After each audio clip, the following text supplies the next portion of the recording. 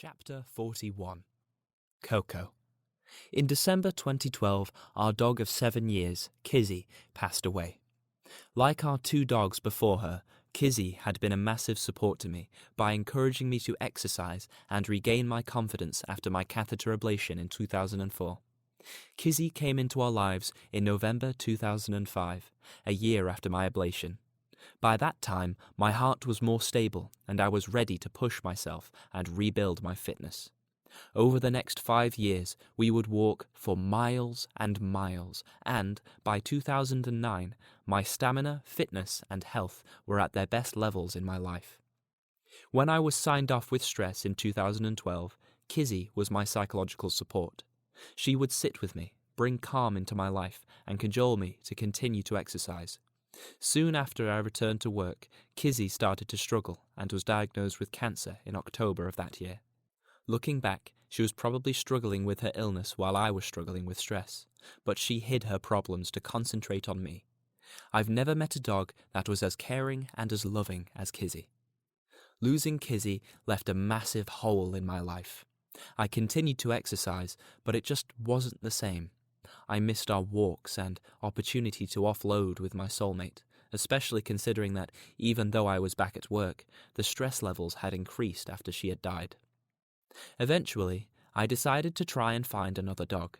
I searched the rescue centres, but none of them fitted my requirements. In June 2013, I found a dog at the local RSPCA centre, but when we visited the centre to meet the dog, it had already been rehomed. We looked at other dogs, but none of them were suitable. Before we left, we decided to give this scruffy cross terrier a chance, and she was brought out in the paddock. She immediately hit it off with my youngest son, and seemed the best of a bad bunch. Looking back, I believe that she put on a show that day to try and convince me to take her to her forever home. I wasn't totally convinced. We were the first people to look at her in the 8 months she'd been in the centre. The RSPCA staff didn't have a great deal of information about her history. She didn't seem a suitable replacement for Kizzy. We struggled to connect. After a second visit, I decided to give her a chance, and on the 15th of July 2013, Coco came to her new home. Little did I know at the time, but she would not only replace Kizzy, but, given Coco's undiscovered challenges, she'd surpass her. Less than a month after Coco came home, my heart exploded with the most severe palpitations I'd experienced in 9 years. Overnight, all the fitness that I'd built up with Kizzy disappeared, and my confidence sank to new lows. Thankfully, Coco had picked up Kizzy's mantle, and, unbeknown to me, she'd lead me through the most challenging time of my life, and, together, we'd explore the devastating power of anxiety in both our lives and discover the enriching strength of mindfulness and reconciliation. It soon became clear that Coco was different, that things had happened in her formative years that had impacted her mentally. During the first few months, she started to reveal the initial extent of her challenges, but it would take years to peel back the damage and begin to see the full extent of her mental illness. She'd crave attention, but would struggle to accept kindness.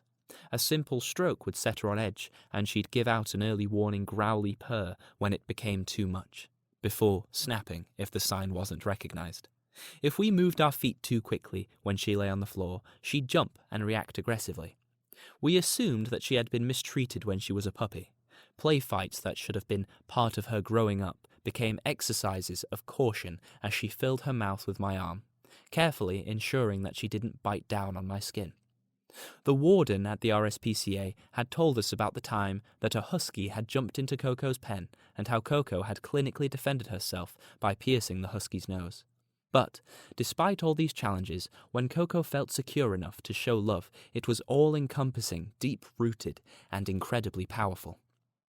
During my years of palpitations, she would cajole me to continue to exercise and not vegetate on the sofa.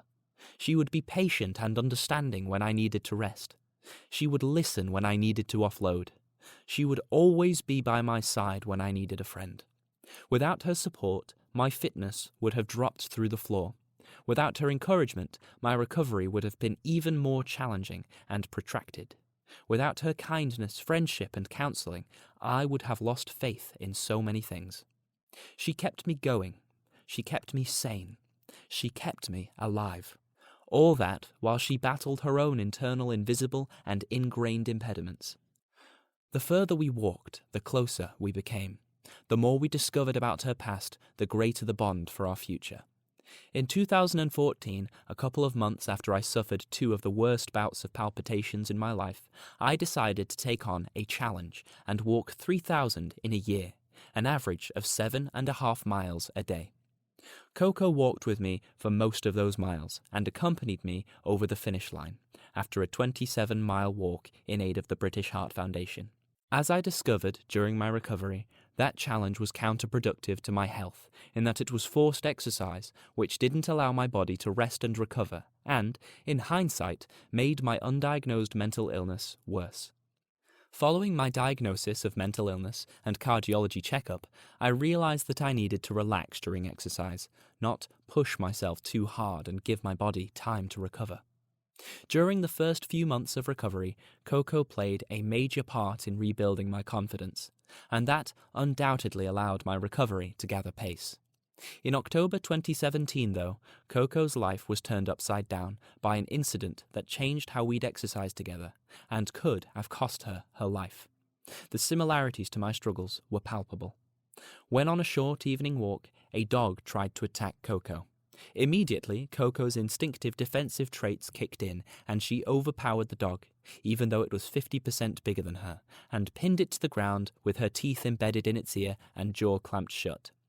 The initial impact had knocked me off my feet, and when I regained my composure, I managed to prise Coco's mouth open and release the other dog's ear.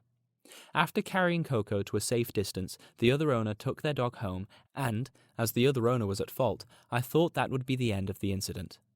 2 weeks later, I returned home after visiting a friend from church to find 2 police officers in my living room.